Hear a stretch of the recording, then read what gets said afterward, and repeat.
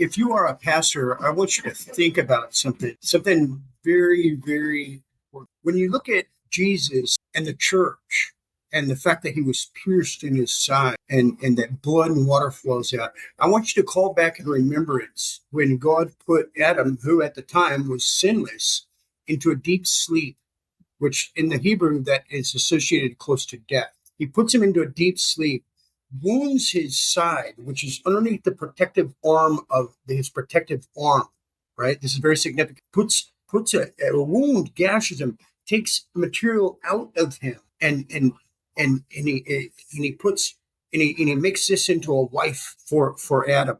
He formed Adam out of the mud. He took in the Hebrew. He takes deep, intimate concern with forming Adam out of this mud, this dust. But with the wife, he turns and he takes him out of Adam, wounds his side, which again is under his arm. And so when we look at the cross and we look at how that blood and water flowed out, and I want you to consider how absolutely important the bride of Christ is to Christ. There's nothing. I mean, he paid a massive price, and he was pierced.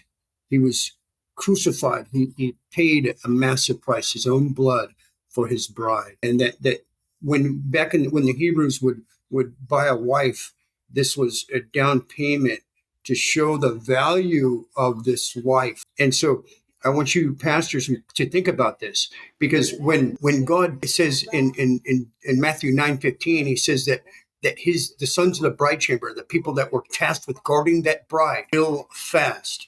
It is a fast that he has chosen. It is not meritorious. It is the method. God chooses to work through methods. And this is the method that he has chosen to lift us up. When James 4:10 says, humble yourself and God will lift you up, it means he lifts you up into a more intimate relationship with himself. This is how we draw unto the unapproachable. And so I want you pastors to consider this.